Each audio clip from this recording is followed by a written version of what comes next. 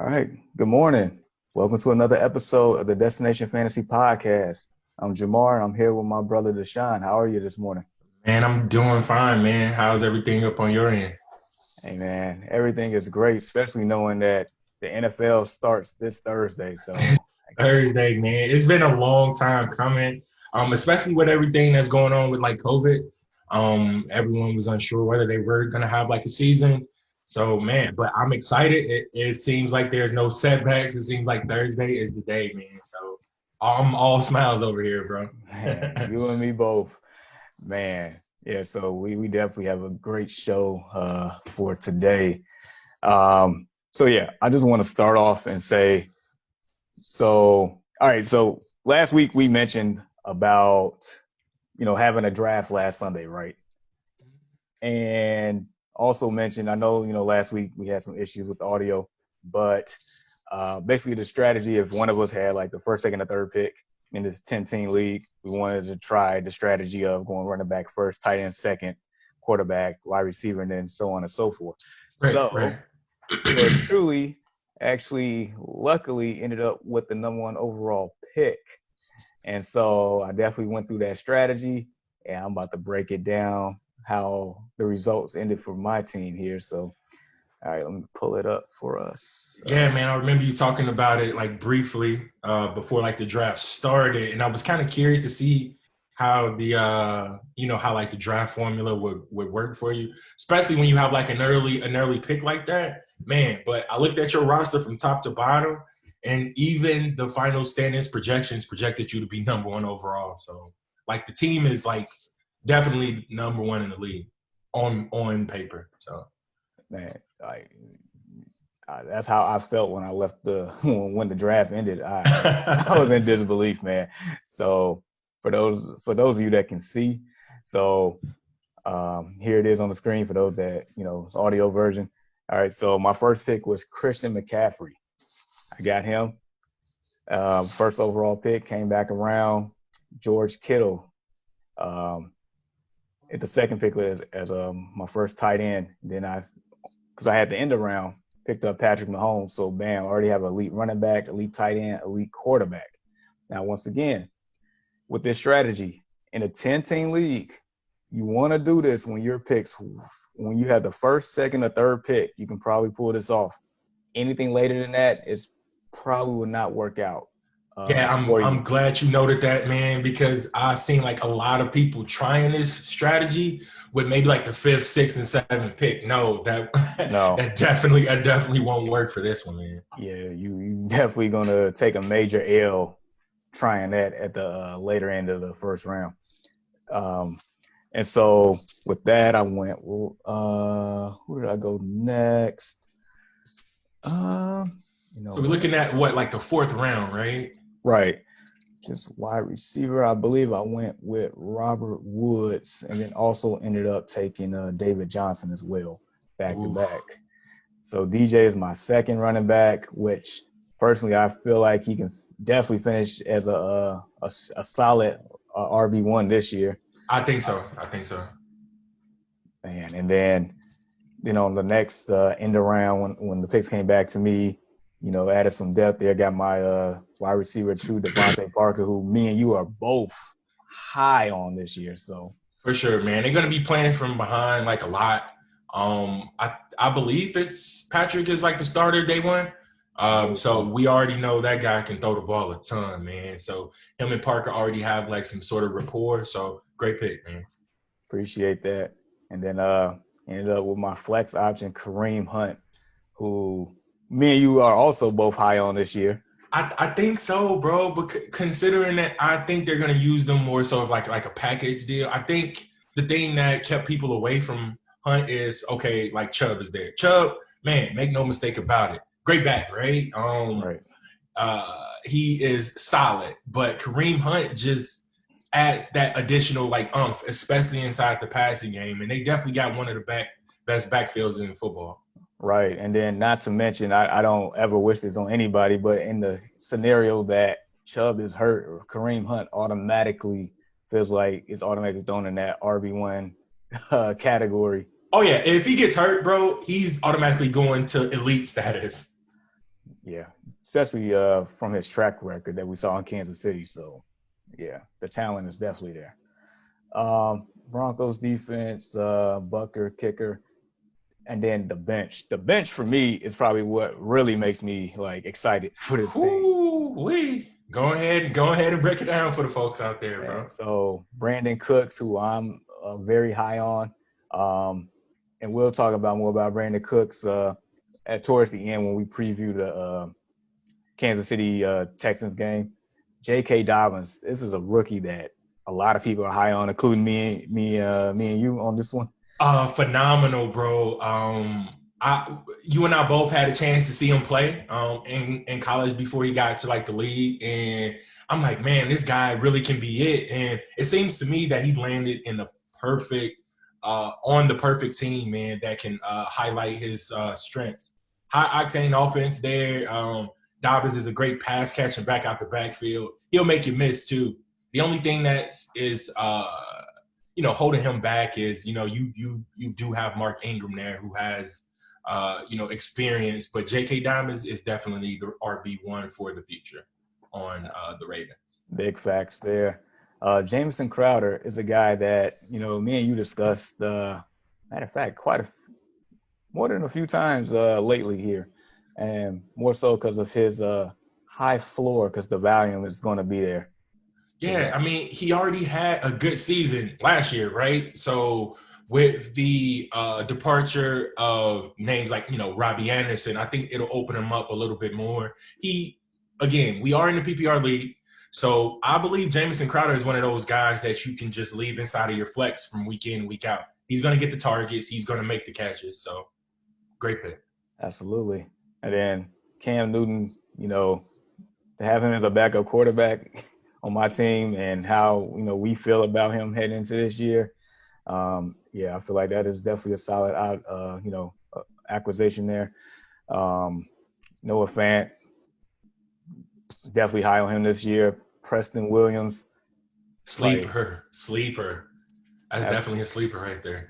Absolutely. And then the fact that I have Parker and then got Williams just as a backup sure thing that, you never know. You never know. And then I really like the Alexander Madison pick because that's one of the premier handcuffs you can get, because if something was to happen to Cook, either contract related or injury related, he's going to slide in and automatically get put into probably high-end RB2 consideration, considering that run heavy scheme. I would definitely agree on that. And I don't think enough emphasis is placed on RB handcuffing, especially with injury-prone guys. Like Dalvin Cook is great, right? But he has had some injury issues in the past. So handcuffing, man, that's something that you definitely want to feel like the later picks of the draft. Right. And then, it's just a few that's like really worthy of that consideration, like Tony Pollard with the Dallas Cowboys, because if something happened to Ezekiel Elliott, best believe he has instant value. All right. Do you want to show your team on this list? Yeah. I mean, I can go ahead and break it down real quick. All right. I don't even remember what pick I had in this draft. I think you had fifth. I think you had fifth or sixth or something like that. I know it was somewhere around like the mid to late. So obviously the draft strategy that Jamar used would not benefit me, considering that I picked mid to late. And again, if you do have like those first 1 to 3 picks, you can definitely use his draft and become successful. You saw his team is definitely a league winner.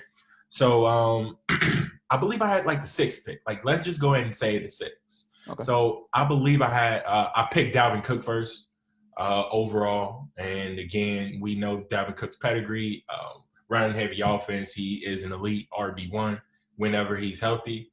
And then I picked Julio Jones, which we're going to get into him like a little bit later when we got like a little treat for you guys, man. And I believe after Julio, I went Joe Mixon, and I believe that's the strength of my team right there. Both Dalvin Cook and Joe Mixon are top 10 running backs, and I got them on the same team. I'm surprised Joe Mixon slid the way he did. And I believe Joe Mixon just recently got paid too, if I'm not mistaken. He did. Yeah, he got a contract extension. So hopefully he hangs true to that. and he balls out for me because I'm going to need it. So I'm not going to go back into – I'm just going to go ahead and finish breaking down my team. I got A.J. Brown, a great wide receiver to pick, high upside there considering that he is the main guy. Zach Ertz, PPR monster. Right there, he's going to get the targets. Michael Gallup, a favorite of mine. I don't believe he will come out of my flex depending upon the matchup. I believe he has wide receiver 1 upside for sure. Back end maybe, but again, we'll get into that a little bit later. Bills defense, elite. Justin Tucker, elite. Ronald Jones, whew, man. So this one kind of like threw me for a loop. At the time in which we were drafting, we had no clue that, Leonard Fournette would be there, right? So this kind of knocks his value down a little bit as I think I had him as like my RB3, if I'm not mistaken. Yeah, looking at the roster. So that is not good up on my behalf. Matt Ryan, elite option at quarterback. I believe he's going to pass for close to 5,000 yards this year. Julian Edelman with Cam Newton named starter day 1. Edelman's stock just went up a bit. John Brown, I believe he will be the same John Brown. Antonio Gibson. Whew. Okay. So Adrian Peterson, right? So he just got cut. There's other running backs inside that backfield. Peyton Barber, rookie that they drafted there as well. But Antonio Gibson is definitely the best out of the bunch. He is electric. So I'm going to see how that pick will pay dividends for me. Jonnu Smith was just the best tight end that was available at the pick. I really wanted Dallas Goedert, but I think he flew off. And DeAndre Swift, again, that was a guy that I didn't even draft. I actually just recently picked him up off the waiver wire. I don't remember who I drafted, but all in all, I feel really, really good about this team, bro. And sure enough, you are projected to finish first, and yours truly is projected to finish second. So hopefully that hangs true. I'll see you in the finals, bro. Fair enough, man. All right, do you want to get into our other league, or you want to yeah, let's go ahead and get into our other league real quick. All right, keep it just brief. Yeah, briefly. All right, so yeah, this is the first league that we mentioned, I believe, back in episode 1 here of the 2 quarterback league. On my front, nothing's really changed per se. At this point, I'm basically getting ready for my first matchup here. Shout out to Reap, who's in actually both the leagues that we just drafted in. Yep. So real quick, just a quick preview. I'll let you preview yours as well. Okay. All right. So you know what? I mean, his team isn't bad at all. No, it's not. And I think he drafted a great team, and I think he was one of like the better draft picks, one of the better drafted teams up on draft day, at least. I think so. The double-headed monster of Brady and Breeze right there. That alone can do some damage. Derrick Henry, we already know what he's about.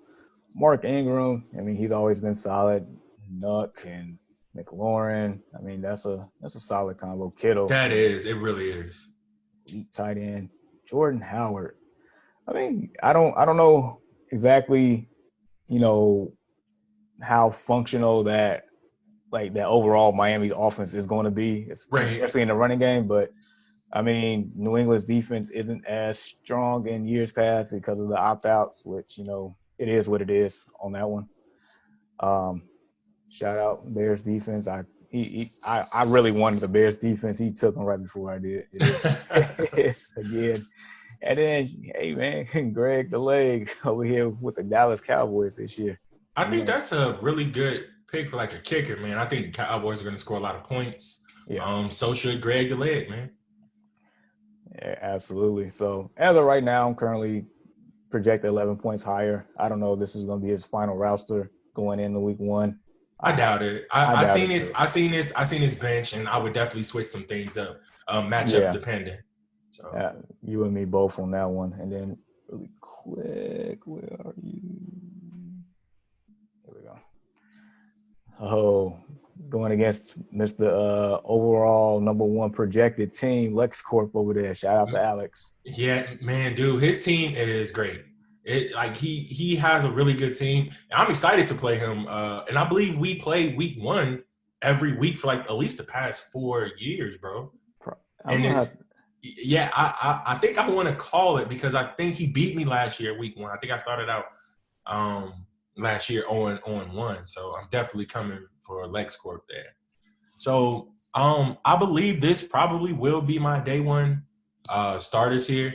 So Kyler Murray, we already know that how I feel about Kyler Murray. Ben Roethlisberger at the RB2 position, who has QB2 position, who has QB1 upside.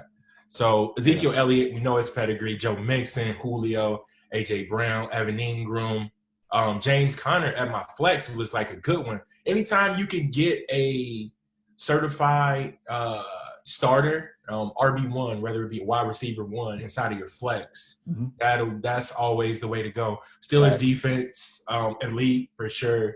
Harrison Butker, elite kicker because they're going to score a ton of points. So it looks like it's going to be a tight one, man. 140 to 143. That's a lot of points, and hopefully that hangs true, man. Because no one wants to start the year 0-1 like I did last year. So that's never a good feeling. Definitely. And he actually got a couple of guys that's playing Thursday, so he'll set the bar for your matchup and see how it goes from there. I can't wait, bro. All right, so that's enough of that. And then we actually have another draft today at 3 p.m. Central Time. We do. We won't know our spots until an hour before, so we're gonna see how this one goes. So I'm excited. I know you're excited for that as well. Very excited, man. I'm actually hoping to get one of those early picks. I don't believe I had like a pick that early in order to, test out your formula and see how that works for me. But hopefully I get 1 through 3. I'm definitely going to go with that formula if it can land me a team of your caliber, bro.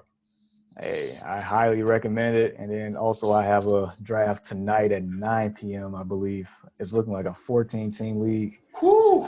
I think last year the team, I think it was 16 teams or something like. Either way, I did really well last year until the playoffs. Injuries came and got me, but I think I had the 2nd overall seed going into that, so I definitely want some revenge on that one. Man, 14-team league. Whew. That's a lot, bro. It is. Draft strategy.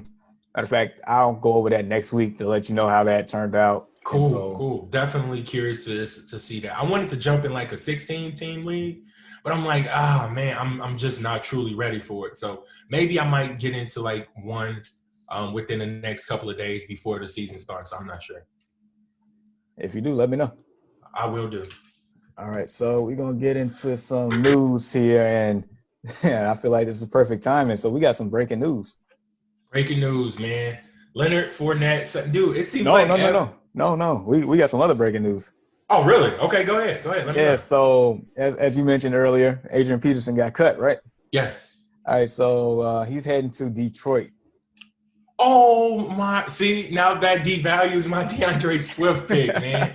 Oh, my gosh, man. Can I catch a break? Wow. So this was like just in. Yeah, like a few minutes ago. No lie. Holy cat. Nah, I didn't even get that alert. Nah, like I got my phone right here. Wow. Yeah, okay, so what does that mean?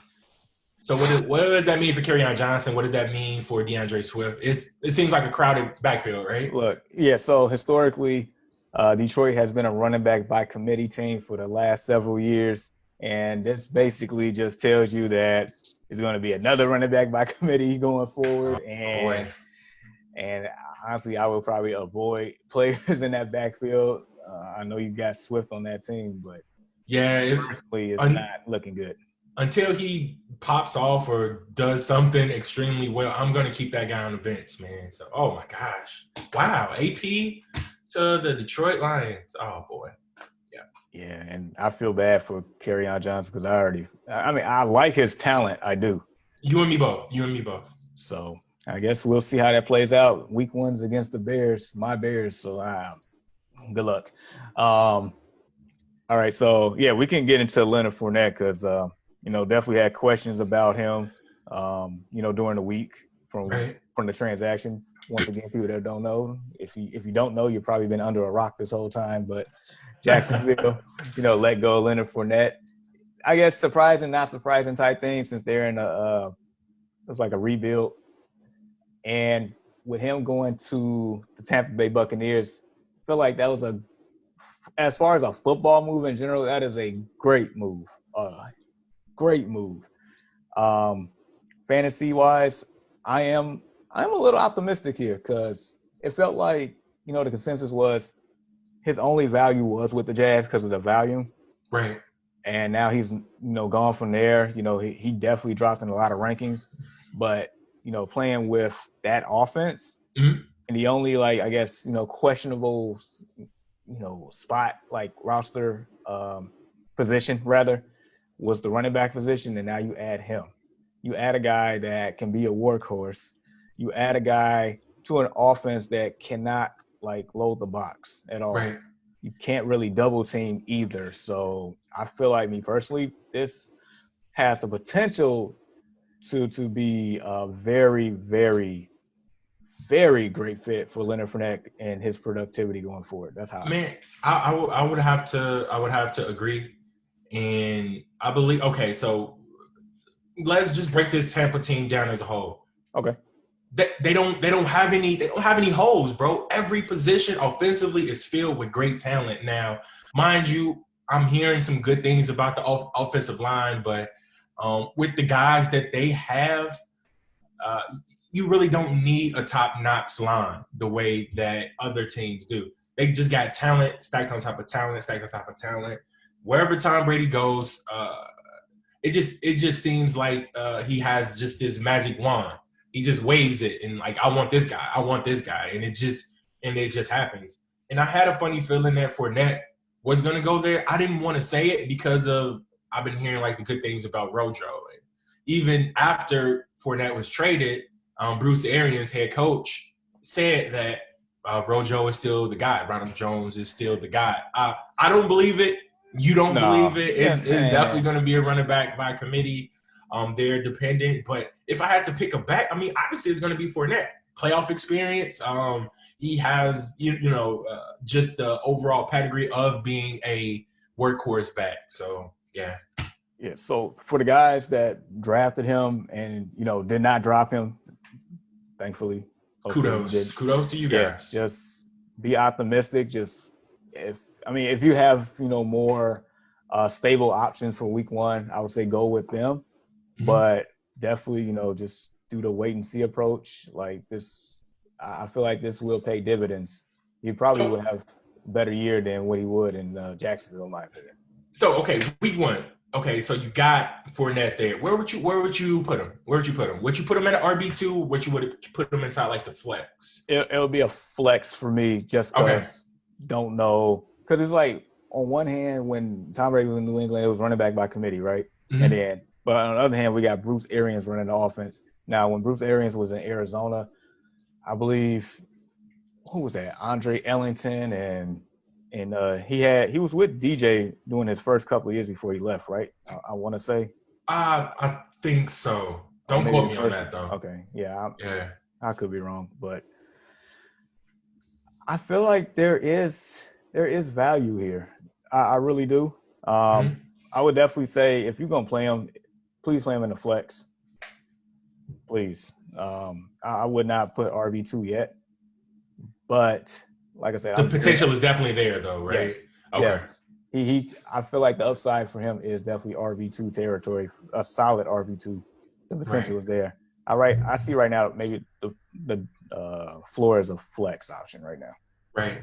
But I know a lot of people did draft him to become their RB2s at the time. So that's why I asked the question.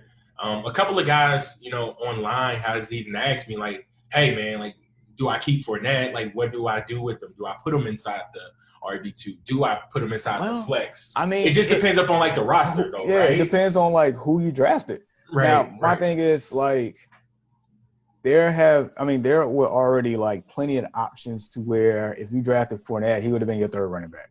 Right.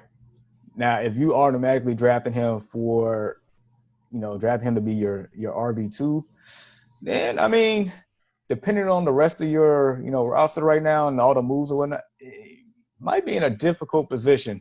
You might have to roll the dice and see what happens. Okay. But yeah, like personally, Fournette should not have been drafted as an RB2 going in. So that was definitely a mistake that was, and I feel the same exact way. At this point right now, if you can put him inside the flex, do that. Hopefully you got better options at the running back position, but Right. I really wouldn't insert him in any other spot. No RB1 for sure, no RB2 just yet. And I mean, if you definitely want to, ask us, like, just let me know who you have, as other options, and I'll be straight up honest with you what I would do in that position. Absolutely. So yeah, no, between AP and Fournette, that definitely headline a lot of news right there. Yeah, it really does, man. So what does that mean for Washington's backfield? Right. So you mentioned Antonio Gibson earlier. I mean, I've heard him talk about it as like a poor man's Christian McCaffrey in a sense. I hate when people use the term poor man's, man, but yeah, I get that. That guy can catch the ball, right? So yeah. They do have a couple of other names in that backfield, but out of the three, I would definitely he to me would probably be the clear-cut running back. Again, I think they want to ease him in there with him, just getting his feet wet. I really wouldn't want to overexert him. But to me, the most dynamic running back out that backfield. Right. Yep. And, they also got Bryce Love and what was that, Peyton Barber? Peyton Barber is there as well. You already know how I feel about Peyton Barber in general, so I'm not going to say it on this podcast. Yeah, I'm the same, man. I am exactly the same. Man, so it's like it's a little pessimistic with Washington as a whole because they're young. Everybody at the core positions are young on offense, so it's like they only can go as far as Haskins takes them, right? As far as productivity. Yep. So it's like we are reliant on Dwayne Haskins to move the chains to have everybody to be fantasy relevant. Now, last year, I know first rookie year, and I mean, I guess for a rookie and just in a regular rookie scale, I guess he was fine. Lately it's like these rookie quarterbacks come in and do, extraordinary things. So it kind of raises the bar. So he's probably getting judged on that, which, I mean, maybe fair, not fair. It is what it is.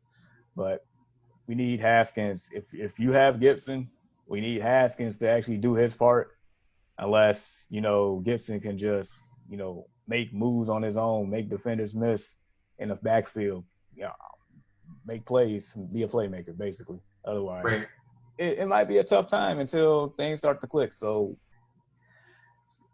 if you have Gibson or Bryce Love in a deeper league, I would say, stash and see what happens. Give it a couple of weeks. I would imagine you have, better options as well at that point. I would hope so. Man. And then also just a little backtrack as far as the Jacksonville Jags running back, basically the same thing with those guys. Just I wouldn't start them by any means, but I mean, if you're in a deeper league and need depth, I mean, stash them and see what happens. See how what their scheme is going to look like and how they run their offense. I mean, it's Minshew mania, and we're gonna see what happens in regards to that. So yeah, those definitely the two that headline the cuts in the news for me. I'm with you, man. Man.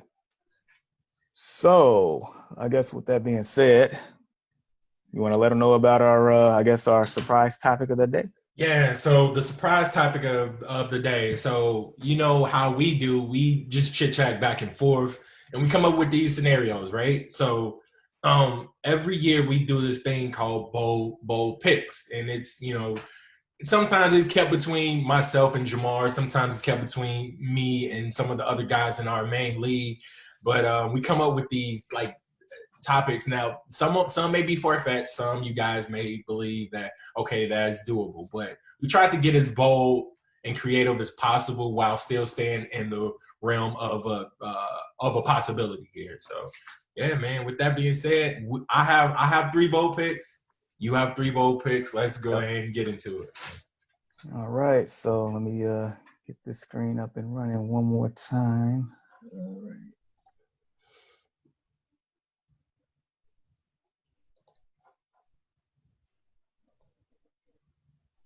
All right, it's up, right? It's up.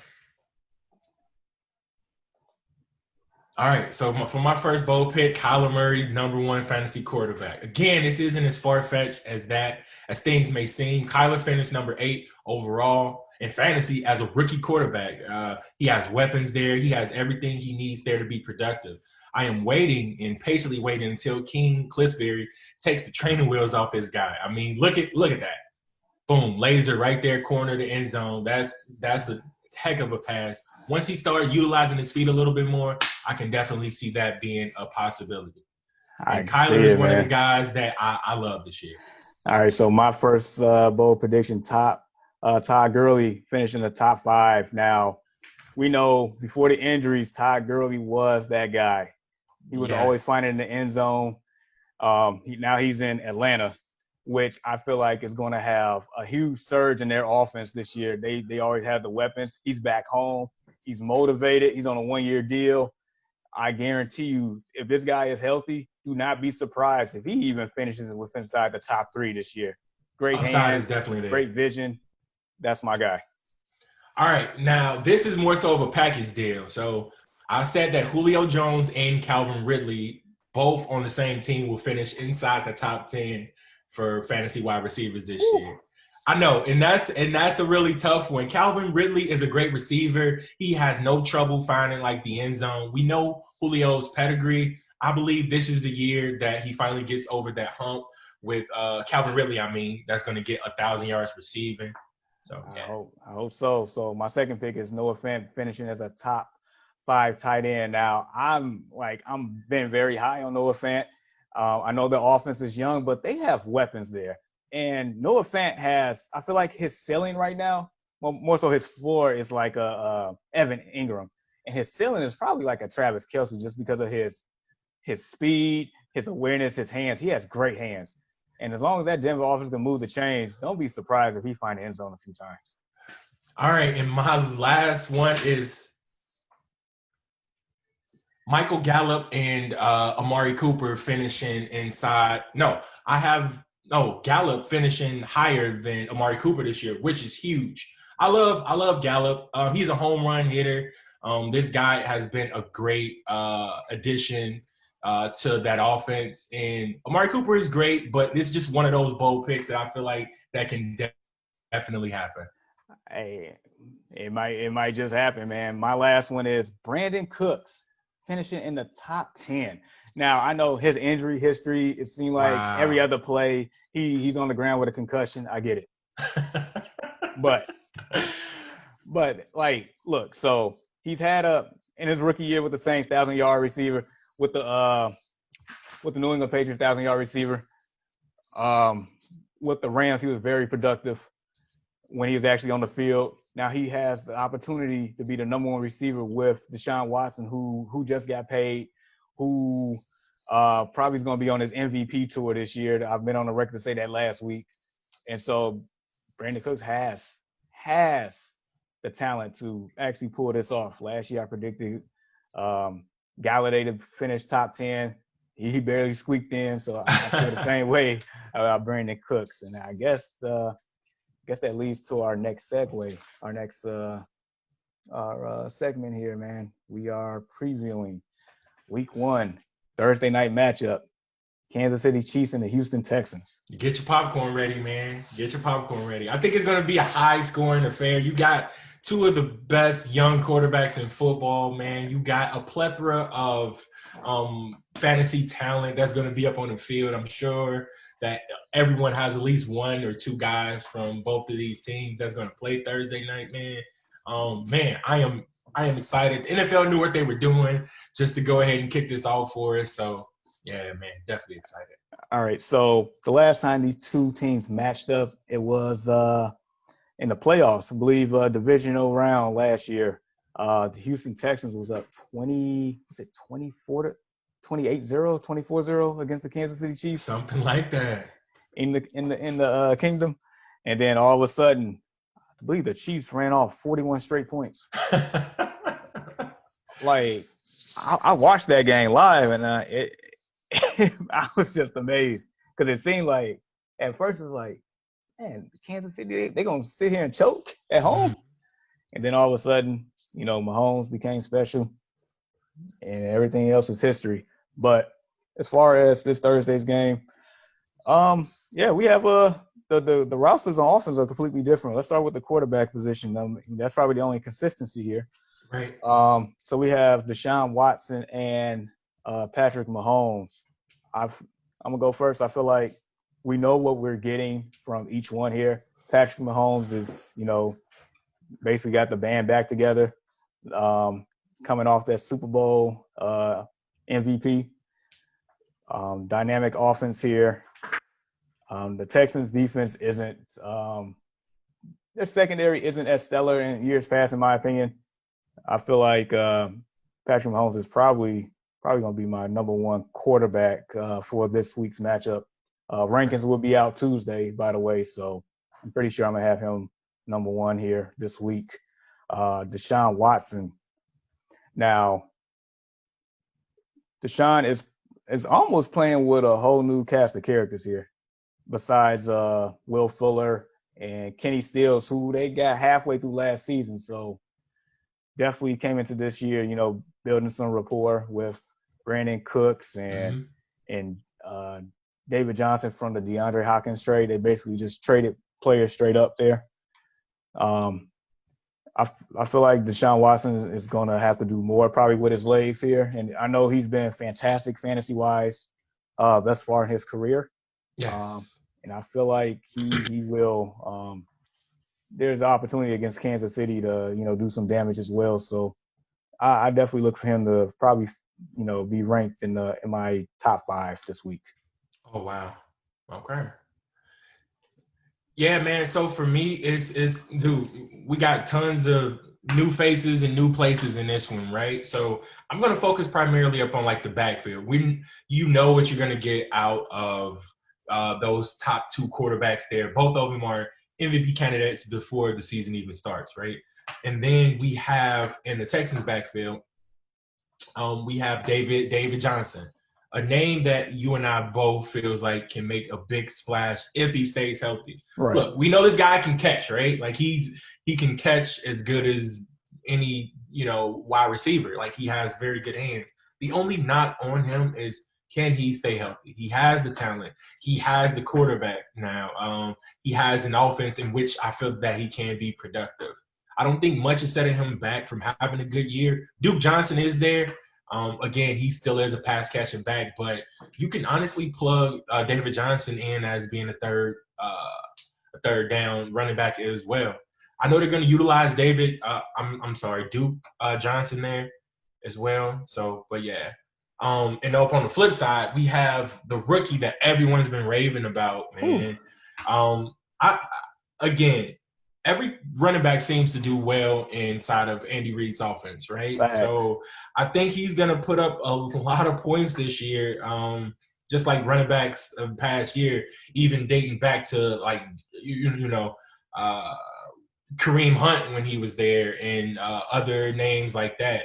It just seems like no matter whoever you plug in that backfield, you're going to get automatic production. But can Edwards-Helaire be like that guy? I think so, man. It seems like anyone who is inside that offense would thrive. On paper, it looks like the Chiefs will win this one, in my opinion. So I'm gonna even go ahead and give out a prediction here. Okay. Chiefs. I'm going to say the Chiefs are going to put up 32 points in this one. 32-27. Chiefs. Nice. I'm gonna say 35-24 Chiefs.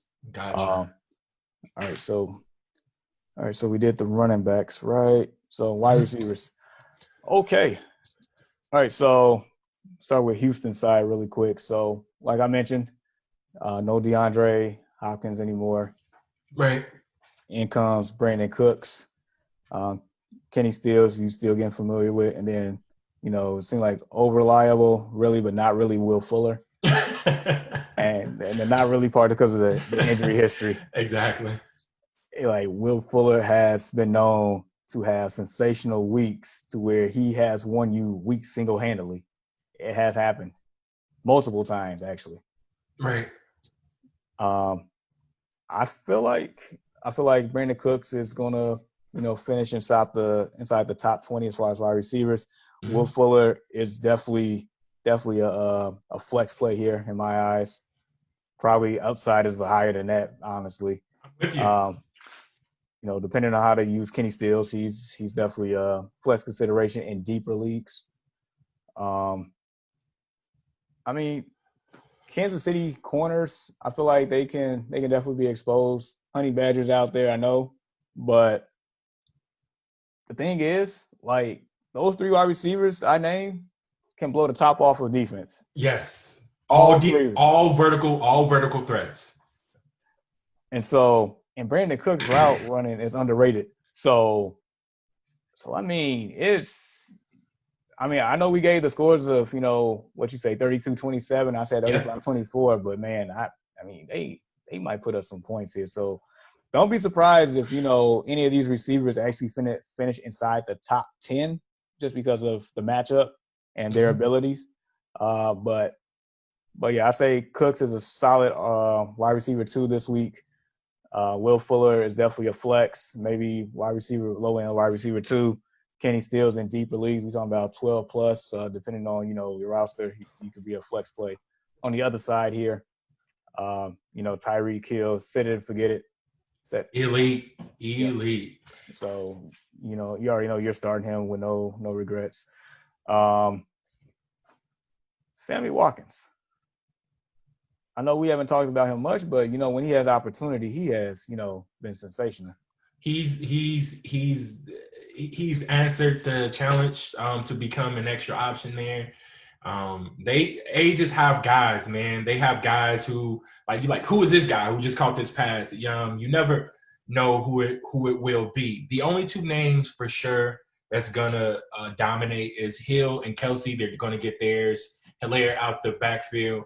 I don't want to say that Sammy Watkins. I would probably still leave him on my bench on this one. Right. I wouldn't even plug him in my flex. Now, deeper leagues, and I mean deep, anything from 12 to no, not even 12, maybe 12, 14 and 14. 14 to Yeah. 16. You may even consider playing a Sammy Watkins, but anything Right. other than that, I believe he needs to be up on the bench this week. Yeah, especially in like say if you was playing in the Yahoo format where you start 3 wide receivers at Oh that point. yeah, oh yeah. Yeah. So I would consider him then and maybe 12 plus, but in regular, 2 wide receiver starts, 14 plus on that one. What's his name? McCole Hardman. He's definitely a I wouldn't even, start him, but he has, value in way deep leagues like the ones I just mentioned, especially probably in the Yahoo format when you start 3 wide receivers in a 14-team league or something like that. But yeah, this matchup here is definitely fantasy friendly all the way around. Yep. The defenses, it could be a couple of sacks or more so maybe a couple of picks from the Kansas City side. I don't really see it from the Houston side. So I'll definitely avoid the Houston Texans defense. And if you have better options as in regards to Kansas City, I would probably use those as well. Because like you said, get your popcorn ready, like T.O. Like it's going to go down. It's going down week 1, man. Man, so yeah, I'm very excited for this. This is actually our first NFL football action since the Super Bowl. Not Ooh. even preseason. Yeah, man. Super Bowl.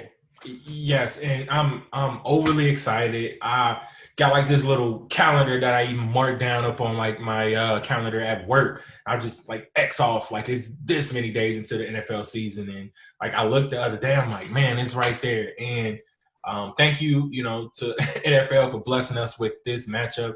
It's going to be a phenomenal one. It's going to be entertaining in both fantasy and reality. Again, get your popcorn ready for this one. Absolutely, man. So today has been awesome, man. You got anything to add? No, I don't. I'm really looking forward to drafting today, and I'm praying that I do get one of those top 3 picks just so I can test that strategy out. I really like it. Going with the strategy that I normally keep with, that's how I remain relevant, right? But I feel like it doesn't work for those top couple of picks there. So I'm definitely looking to try out your strategy. Fingers crossed, bro. Fingers crossed. I'm with you. I definitely want you to experience that, man, because I'm telling you, yeah. Well, proof is in the pudding. You already saw. Absolutely, man. So all right. So for next week, we will just maybe we might be on Facebook Live or YouTube Live, early Sunday morning here because we know the rest of the game's gonna kick off, and we want to make sure that we are here for you before kickoff starts. So if you need to make any move or have any questions, we can answer that in a sufficient amount of time. So be prepared for that. We'll have more updates on that later through the week. And then also check out the website, thedestinationfantasy.com. We have apparel for your favorite teams. And we also have this shirt here representing the brand. Yes, sir. Fantasy. So definitely check that out. Free shipping is available until Thursday. Also follow us on Facebook at Destination Fantasy. Follow us on Instagram at the Destination Fantasy. Twitter, real_DFF. Like I said, I know 3 different names, but it was the luck of the draw. What can we do? Our YouTube channel, Destination Fantasy as well. So basically, we all over social media. We might even actually have a Snapchat soon. Who knows? But I believe the Snapchat is definitely coming. Definitely want to utilize all platforms to give you guys, man, like the listeners, the viewers, just great overall content. And man, don't hesitate to inbox or comment or see how you feel about like starting this guy over that one. We're pretty active on all formats between us two. And we'll give you the best advice for what we would do in that scenario. So definitely, we're out there. Facebook, Twitter, you name it, we're there. Just not Snapchat, but to be continued. Fair enough. So, all right, you all. All right, Deshaun. Can't wait to draft with you later on. Yes, sir. So yeah, we are available on Spotify, Apple Podcasts, Google Podcasts, working on Pandora. We'll see how that turns out. But once again, this is Jamar. That is Deshaun. Everybody, enjoy your Sunday, and we will talk to you later. Peace out. Have a blessed day.